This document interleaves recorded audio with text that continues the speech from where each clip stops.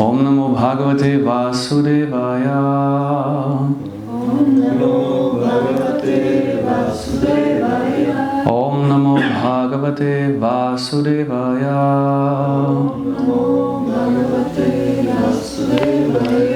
Om Namo Bhagavate Vasudevaya. Om Namo Bhagavate Vasudevaya. Welcome to the Srimad Bhagavatam class. We continue in the 4th canto, 4th chapter, text number 24. Chapter is entitled Sati Quits Her Body.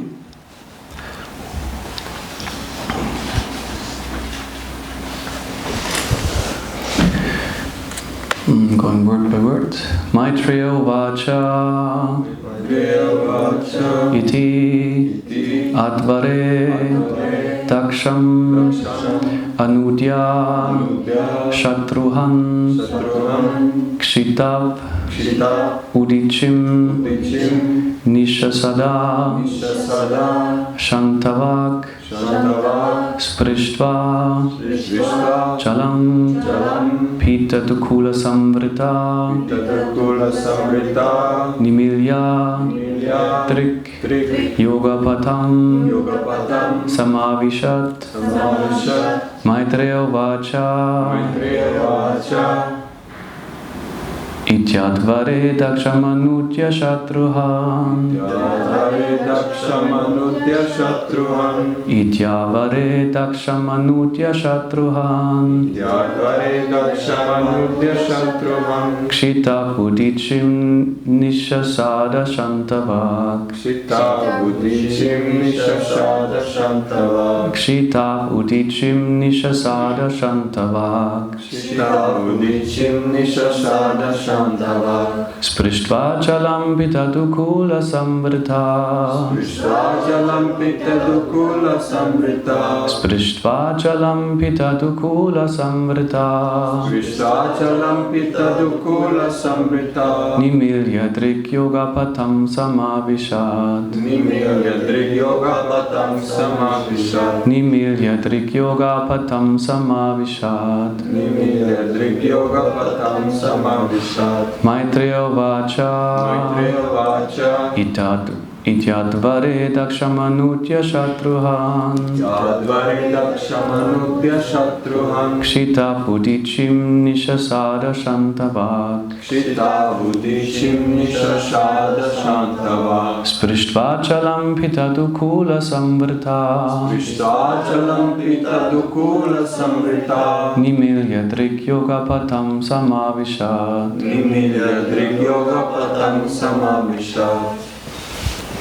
Maitreya Vacha Ityadvare Dakshamanutya Shatruhan Kshita Budichim Nishasada Shantavak Sprishtva chalam pitadukula samvrita Nimilya drik yoga patam samavishat Maitreya Vacha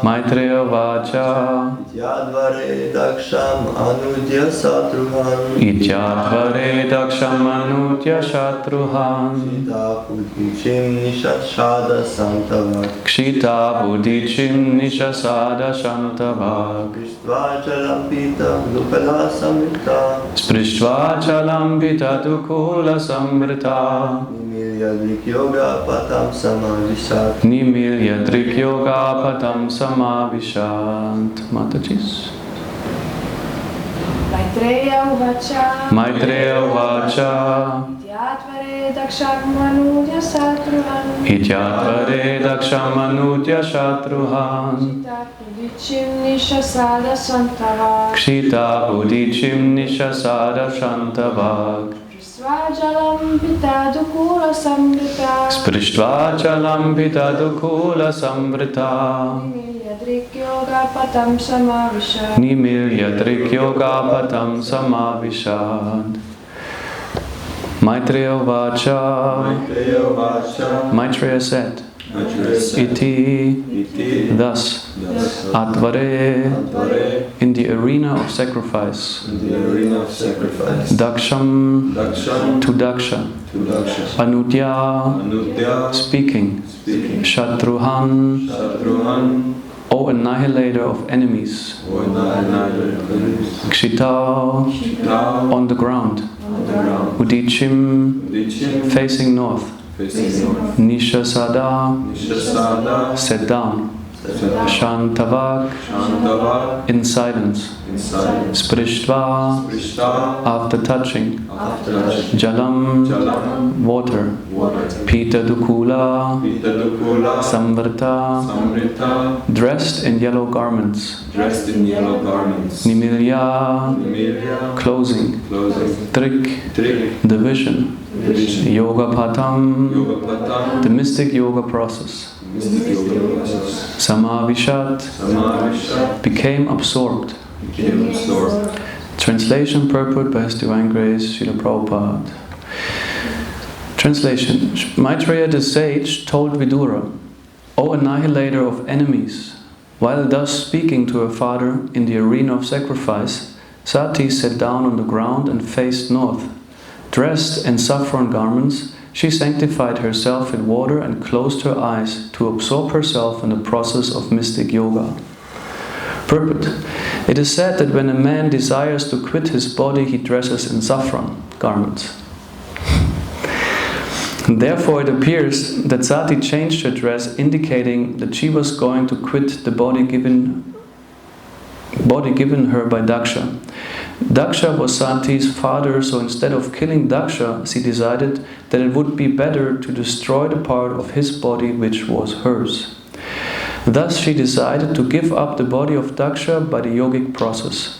Sati was the wife of Lord Shiva, who is known as Yogeshwara, the best among all yogis. Because he knows all the mystic processes of yoga, so it appears that Sati also knew them. Either she learned yoga from her husband, or she was enlightened because she was the daughter of such a great king as Daksha. The perfection of yoga is that one can give up one's body or release oneself from the embodiment of material elements according to one's desire. Yogis who have attained perfection or are not subject to death by natural laws. Such perfect yogis can leave the body whenever they desire. Generally, the yogi first of all becomes mature in controlling the air passing within the body, thus bringing the soul to the top of the brain. Then when the body bursts into flames, the yogi can go anywhere he likes. This yoga system recognizes the soul, and thus it is distinct from the so-called yoga process for controlling the cells of the body, which has been discovered in the modern age. The real yoga process accepts the transmigration of the soul from one planet to another or one body to another. And it appears from this incident that Sati wanted to transfer her soul to another body or sphere. Om Jnanatimrandasya Gananjana Shalakaya Chakshuram Meritam Yena Tasmai Shri Gurave Namaha Shri Chaitanya Manobishtam Stapitam Yena Bhutale Swayam Rupa Kadamayam Dadati Svavarantikam Jai Shri Krishna Chaitanya Prabhu Nityananda Shri Advaita Gadadhar Shri Vasari Gaura Bhaktavrindam Hare Krishna Krishna Krishna Hare Hare Hare Rama Rama Rama Hare Hare Vagishayasya Vadane Lakshmiryasya Chavakshasi Yasya Te Hridaye Samvit Tam Narasimham Aham Bhaje Pralada Hridayaladam Bhakta Vidyavidaram Sharatindurajim Vande Parindra Vandanam Harim.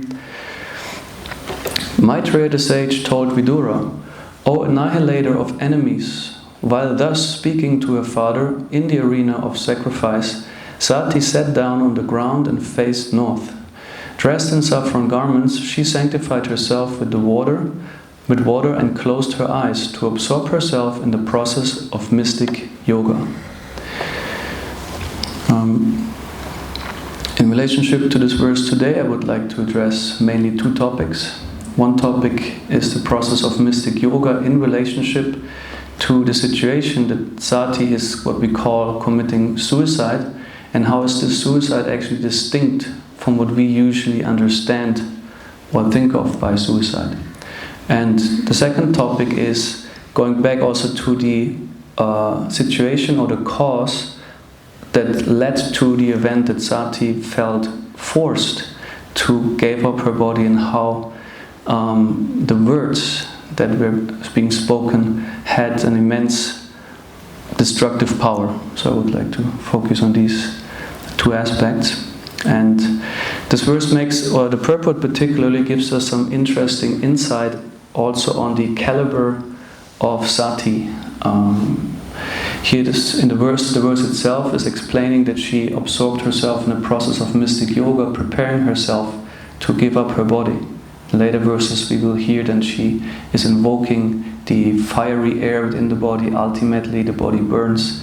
And here's also Srila Prabhupada mentioning this in the purport, that the yogi by his mystic power gradually can do that, be self-inflammatory, so to speak, because the airs of the body obviously are capable to doing so. And if one knows the signs how to control these elements within the body, then one can, by will, give up one's body. And Srila Prabhupada says here also in the purport that it is the perfection of yoga that one can give up one's own body or release oneself from the embodiment of material elements according to one's desire.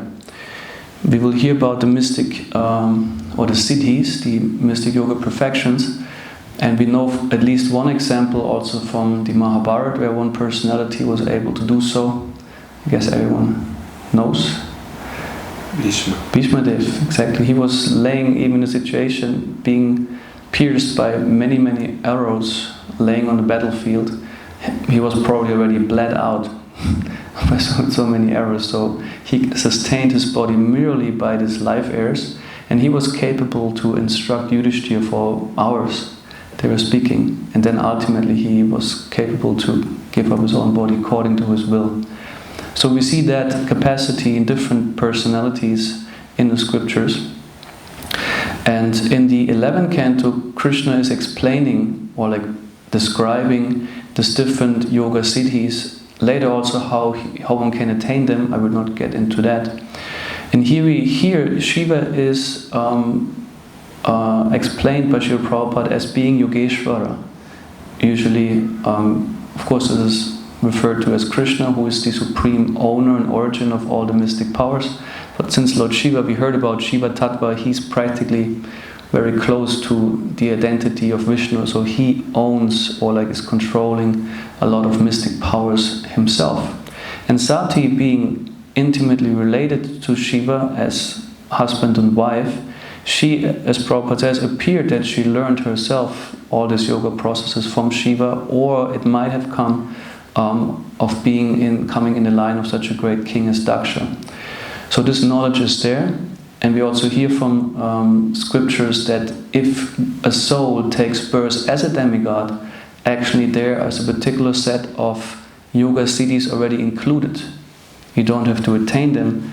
By attaining a demigod body on a certain level, this comes with it, this ability.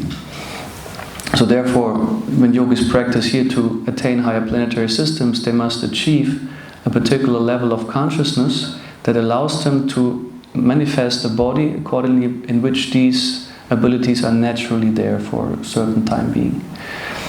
So in the 11th canto, in the 15th chapter, Krishna himself is describing the mystic yoga siddhis, and he's describing: the Supreme Personality of Godhead said, the masters of the yoga system have declared that there are 18 types of mystic perfection and meditation, of which 8 are primary, having their shelter in me, and 10 are secondary, appearing from the material mode of goodness. So it might be interesting to note that there are some mystic siddhis that are resting within Krishna and have their full capacity within Krishna, and it is explained later. Only some pure devotees get that Shakti as well. And then there are mystic perfections that arise from the mode of goodness, which relates also to the demigods. And also demons, interestingly, when they attain mystic powers, they usually get from the secondary energy, since it's from a mode of nature. Since they're not devotees of the Lord, they cannot be infused by Krishna with that power. They receive it indirectly through the modes of nature if they follow yogic processes like Hiranyakashipu, for example. We hear he performed Ashtanga Yoga very severely. He was even eaten up by ants.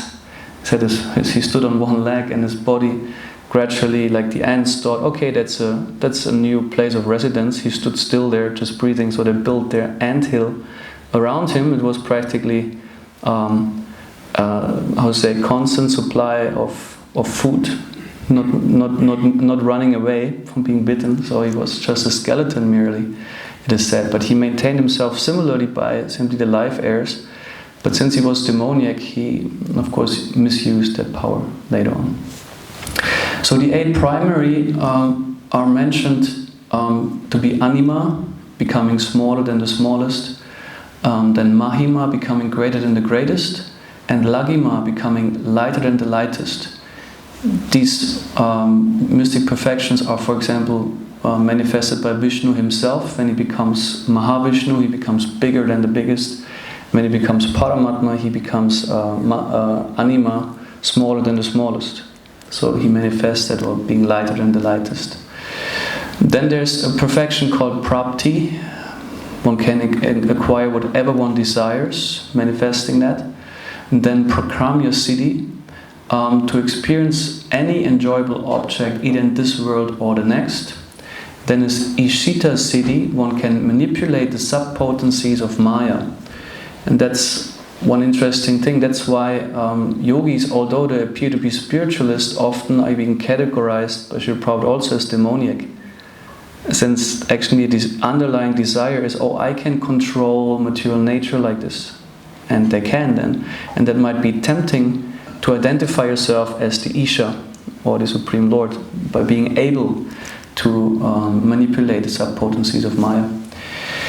And then is Vashita siddhi, one is unimpeded by the 3 modes of nature. That's, of course, that's very attractive. You know, imagine you can be above the modes. You can be still within the world, but now you are on top. You know, you're not like on the ocean. You're not anymore under the waves, but you surf on them, so to speak, by having control over them. Then is Kama Vashayita siddhi, one can obtain anything from anywhere to the highest possible limit. That means also a yogi is capable to control or like move through time and space interdimensionally. Since the cosmos is kind of multidimensional, they are able to just go somewhere, pick something, while remaining on the same spot, practically. So it's very mystical. So these are the 8 primary ones, and then there are the secondary ones, which we heard are coming from the mode of goodness, freeing oneself from hunger and thirst and other bodily disturbances. I think this is attractive. You know, imagine you wouldn't have to have hunger and thirst and other bodily disturbances. Hearing and seeing things far away means you practically your sensual abilities are immense. You're connected with the ether, and then you can be much more connected. Moving the body at the speed of the mind, assuming any form one desires, entering the body of others. It's also something where yogis then can become a bit demoniac, since they use the body of others. There's some descriptions, performing sinful activities, and somehow or other, I don't know why, it counts as their activities, and it was done in their bodies, you know. And perhaps we might even think of it, I don't know, nowadays we have this whole phenomenon of multiple personalities and people doing horrible things and then feeling it wasn't me. There's anyway a whole bit, delicate subject, but perhaps we could think of it, but in this way, perhaps there are some beings, forces who are capable to enter a human's body, perform horrible stuff, and then the human being is left with the result, you know, something like that. Dying when one desires is one of the abilities coming from Sattva, where we have Bhishmadev, and also Dhritarashtra as an example. We will hear later a bit more about that. Ultimately, he also used that mystic yoga process to inflame himself and leave the body voluntarily.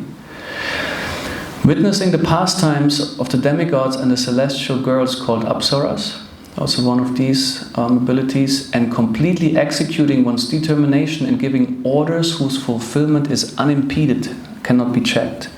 One example for that is also King Prithu, who is a Shaktavesha avatar, and he said his orders at some point, everyone did simply follow them. They were so powerful, that they could not be rejected or, as it said, impeded.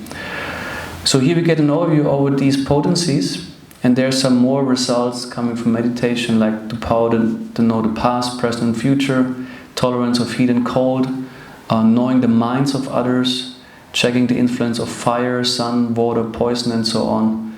And these are some lists also that are also been given.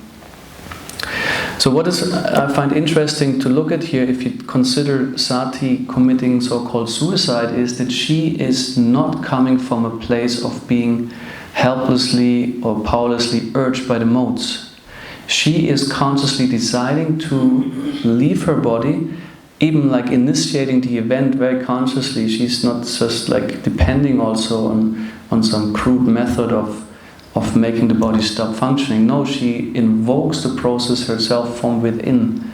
So she is at choice. I think this is very important here, because usually when we see nowadays commit suicide, it is not so much in a sense of choosing, knowing where to go afterwards.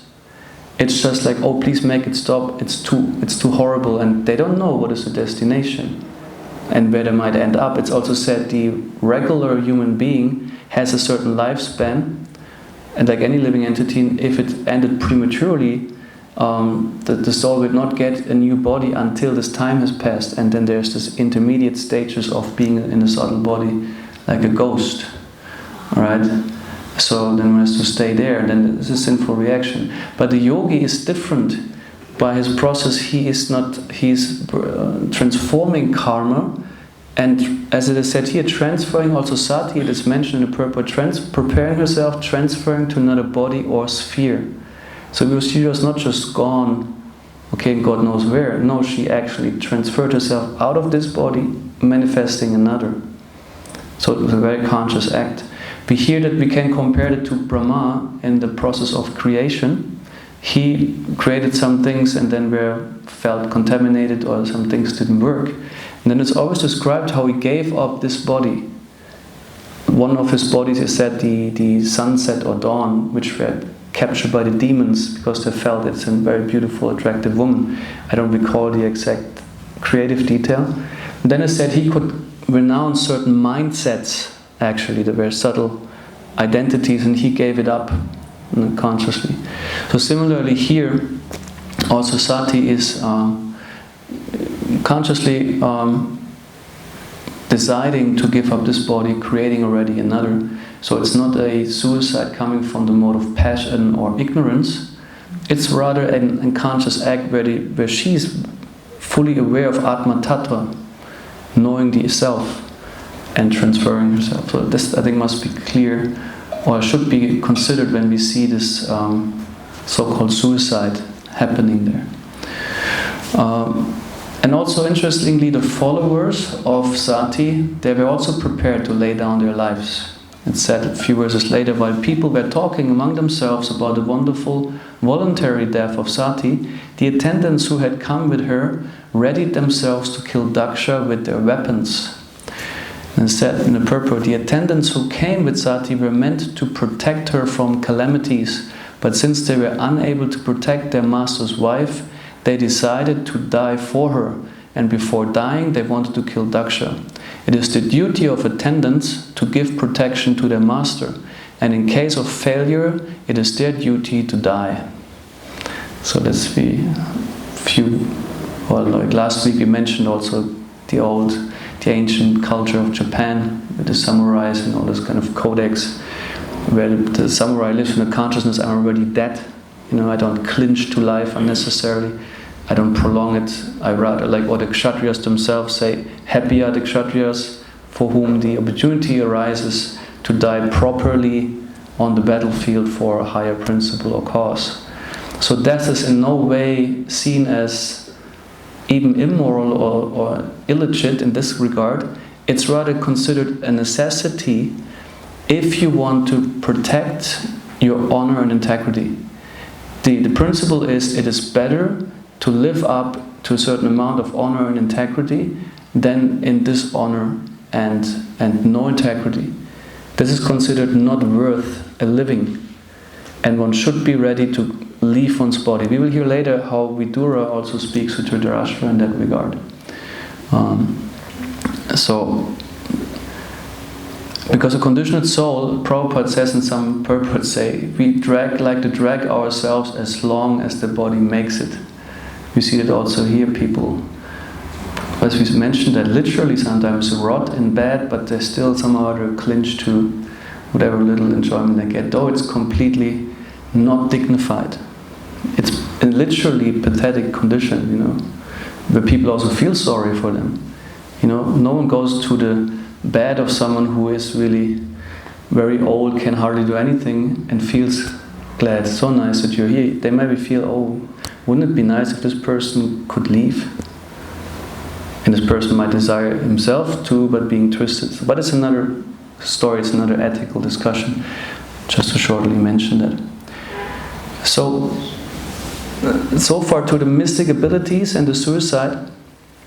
And now I would like to go back again to how was this caused. Sati ultimately decided to do so after a chain of events happened. First, the insults given by Daksha to Shiva. Then also the insult to herself by not inviting her to the sacrifice, ignoring her even when she came to her home. Daksha was not paying attention, though it said Sati was her pet, his pet daughter, a very favorite one, so to speak. So there were quite a lot of hurt has been experienced, a lot of words had been exchanged, and here let's look at the point how words are powerful.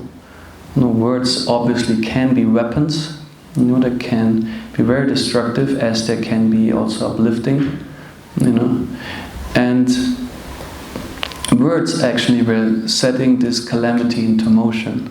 It were the harsh words of Daksha, the insults. And let's compare words to a scalpel, this surgeon knives, small ones. You can easily kill someone with that by cutting the throat and that's it. At the same time you can perform very, sophisticated surgery by cutting out sick tissue or like whatever needs to be cut. And let's look at it like this, so the weapon function has of course two sides. But also, if we look at the scalpel in any case will hurt. But the result of the pain is different. If you use the scalpel to cut a throat, okay, person horribly dies, that's it. If a surgery is performed, it also hurts. But the result is a person comes back to health or is relieved of a actually bigger pain ultimately. So let's compare that to words.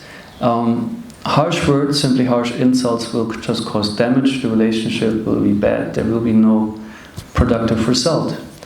But if you look at, let's call it truthful expression or like constructive feedback, as we say nowadays, these words might also not be pleasant to hear.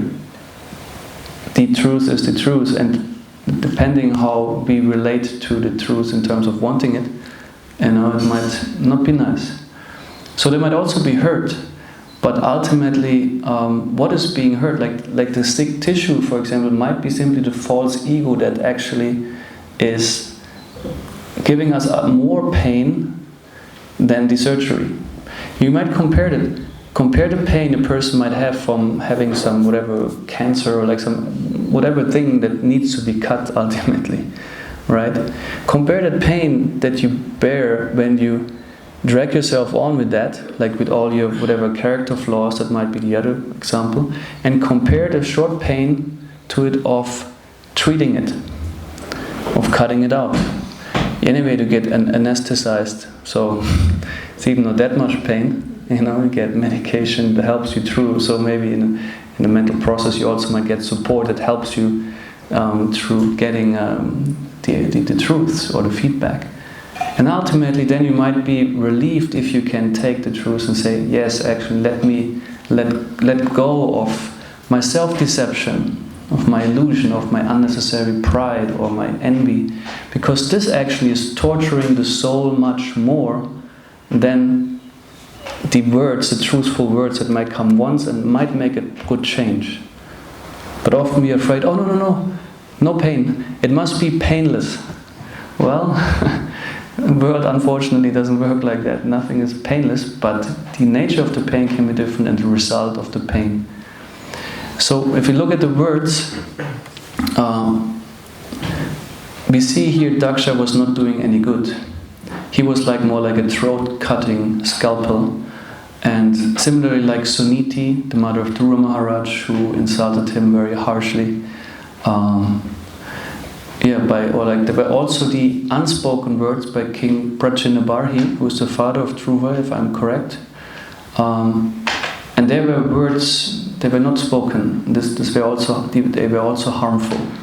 One has also a duty sometimes to speak, and if one doesn't speak, it's silence. They say silence can be violence. So one has to be aware when is it time to say something, and not allow another person to live in the deception that hurts the person and other persons as well. So one has a duty, according to one's situation, to speak up. And we see that Vidura was doing that with Dhritarashtra. Dhritarashtra was in a situation of self-deception, and Vidura was like the scalpel that performed the surgery to cut out the anarthas from the mind. And here this is we find this in the first canto of the Srimad Bhagavatam, in the 13th chapter. And here Vidura is speaking to King Dhritarashtra. There was at a time when Krishna was gone, and also the Pandavas gradually thought, okay, maybe it's time to leave. He said, my dear king, please get out of here immediately. Do not delay. Just see how fear has overtaken you. First, heavy feedback. You are fear-driven. This frightful situation cannot be remedied by any person in this material world. My Lord, it is the Supreme Personality of Godhead as eternal time that has approached us all. Whoever is under the influence of Supreme Kala must surrender his most dear life, and what to speak of other things, such as wealth, honor, children, land, and home. Your father, brother, well-wishers, and sons are all dead and passed away. You yourself have expended the major portion of your life. Your body is now overtaken by invalidity, and you are living in the home of another. You have been blind from your very birth, and recently you have become hard of hearing. Your memory is shortened, and your intelligence is disturbed. Your teeth are loose, your liver is defective, and you are coughing up mucus. So he's pointing out, hey, look in what shape your body is. Don't clinch to a body like this, Give it up.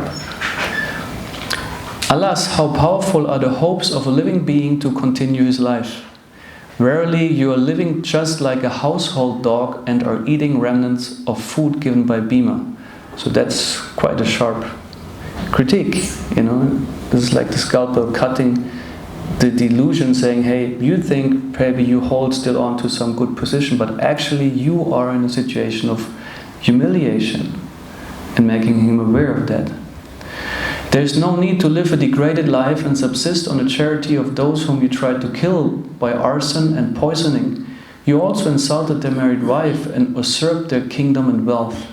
Despite your unwillingness to die and your desire to live, even at a cost of honor and prestige, your miserly body will certainly dwindle and deteriorate like an old garment. That's quite a feedback, isn't it? But Dhritarashtra ultimately could take it. Because Vidura was not coming from a place of envy, he was not coming from a place of resentment. He was truly caring for his brother, since they were brothers, And he was wise, Vidura, in saying, it's time to speak the truth. You know, and ultimately he showed that he came from a place of care. Everybody is Vajradita ki jai. Anyway, they're represented there. Shri Shri Gauranitai ki jai.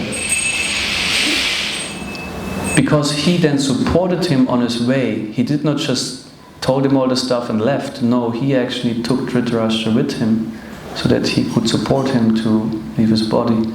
Because now, after having said the really unpleasant truth, he comes saying, he is encouraging him, appealing to his own wisdom, saying he's called undisturbed who goes to an unknown remote place and, freed from all obligation, quits his material body when it has become useless. He is certainly a first-class man who awakens and understands, either by himself or from others, the falsity and misery of this material world, and thus leaves home and depends fully on the personality of Godhead residing within his heart. Please, therefore, leave for the north. Sati was also facing north, if you might remember. Immediately, without letting your relatives know, for soon the time will approach that will diminish the good qualities of men. Thus, Maharaj Dhritarashtra, the scion of the family of Ajamida, firmly convinced by introspective knowledge, Pragya, broke at once the strong network of family affection by his resolute determination. Thus he immediately left home to set out on the path of liberation as directed by his younger brother, Vidura. So I find this is a very powerful example how truthful speech, or like the power of words can be manifested in two ways. We see in Sati's case how it became a calamity, and we see in Vidura's case also very apparently harsh words, different result. You know, Dhritarashtra ultimately took it, and with firm conviction he also followed the yogic process, performed tapasya. His wife Gandhari joined him, and then he gave up his body, also self-inflammatory. Hare Krishna. So this is what I wanted to share today. Is there from your side comments, questions, or also from the online audience? Oh yeah, the microphone. Hare Krishna, you pointed out that truth can be painful.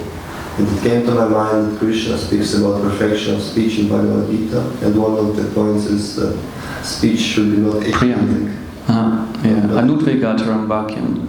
Yeah, exactly. And my question is, could you please speak more about how to reveal the truth without being agitating to someone else? Yes, my mentor in the coach training said to learn to speak the unpleasant without being unpleasant. It's an art, certainly. And let's look at the full verse, because at first I like also to quote and speak on Anudvika Rajam Vakyam Satyam Priya Hitam Chayat Svadhyaya Pyasanam Cheva Vanmayam Tabochyate. So there are a few items mentioned that have to be seen together. He says in the first place, Anudvika Rajam Vakyam, not agitating others. And then Satyam, truthful, Priyam, pleasing, Hitam, beneficial. And then also Svadhyaya Pyasanam, it means reciting Vedic literature. It says these all constitute the austerity of speech. And in the purport here, Prabhupada gives examples for each. And for the non-agitating example, for this item, he mentions the example of a teacher who should not instruct those who are not his students or are not willing to be in the role of a student. So the person should refrain from trying to instruct someone who doesn't want to be instructed. Similarly, as we have the offense against the holy name, to preach to someone about the glories of the holy name who has actually no appreciation of it. So it's about recognizing the receptivity of a person, and also what is your relationship to the person. If you're in a relationship that allows, let's look at Vidura and Dhritarashtra. They were brothers, they were also in a certain age, they had certain character and ability. So there was a certain setting that allowed for this constructive exchange. The beginning of all must be trust. It's a principle of relationship and communication, like also might be therapy, might it be counseling or mediation. In the beginning, what must be there is a certain trust that allows the person to be receptive or open for what will be said. If I just come like this, I otherwise have no really any concern or care for the person, but would like to release my own need for speaking up, it might not be so well received. It can, that depends on the person. But let's have in mind, how can I first maybe build some trust, that a person trusts in me, that I actually intend well with it. So then my speak is less agitating than if the person has no sense of how am I a well-wisher. You know, like Srila Prabhupada, he also used to sign his letters, "You're ever a well-wisher." And it was felt by the people that he is a well-wisher. So this might be something that has to be non-agitating. And check yourself, do I come from a place of anger and resentment or pride when I speak that? Or am I concerned with the truth? Like as we say, what result do I want to gain? Like we have the example with the surgery. Okay, I must inflict some pain, but with what ultimate aim? And I'm also willing to support the person further, depending what the kind of critique is. I mean, if sometimes you just, have some little to say, sometimes something more significant, like with Dura here, and he was willing to say, okay, I come with you, I support you on the way to transform. Like that would be some thoughts. Is that answering or like satisfying your question? Yes, it is a very nice explanation. But there are also situations where you have to tell the truth, I think, but the other person is not ready to accept this difficult situation. And is there like any way to prepare the person or make the person accept what you're trying to tell, assuming that you're doing it for the well-being of this person and not out of anger or other negative? I must also mention you might be also justifiedly angry. You know, I don't want to say also that one should not show if someone angers you or disappoints you. More like not coming from there, like not being impulsive, so to speak, just coming from this emotion, but also letting the person ultimately know, okay, when your behavior ultimately causes me to be angry or like frustrated, you know. So that's there. We don't have to deny the anger part. It's more like when we communicate, not being driven by that emotion. One can only just state in the beginning, express, okay, my intention with it is to communicate that, okay, I'm not interested in simply arguing or letting you down. I just feel it's necessary to say that. There could be a way to signal to the person, listen, actually, I'm just wanting to speak what I think should be spoken. So if the person is not receptive, that also ultimately is the person's responsibility. We must distinguish between these, where does my responsibility end and the responsibility of another person starts. I cannot be, it's not right to feel responsible how someone else is dealing with the reaction of how I am. I must be responsible to see how do I influence the situation and what can I do different. And also, to some degree, yes, I affect always the situation by the way I am. At the same time, how a person ultimately responds to my way of being is not my responsibility. You know, sometimes people do that. They kind of project, oh, you make me angry, kind of making you responsible for how they deal with what's happening. And there one must also learn to distinguish, that's not my part anymore. My part is to be careful, to be truthful and not agitating. But it's not a person's part to be also truthful, to be receptive, you know. Is this answering? Anything else or from online?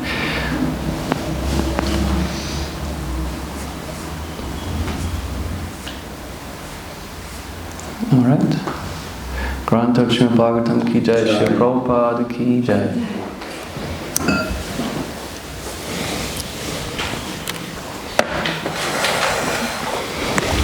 Keshava Madhava Prabhu ki jai.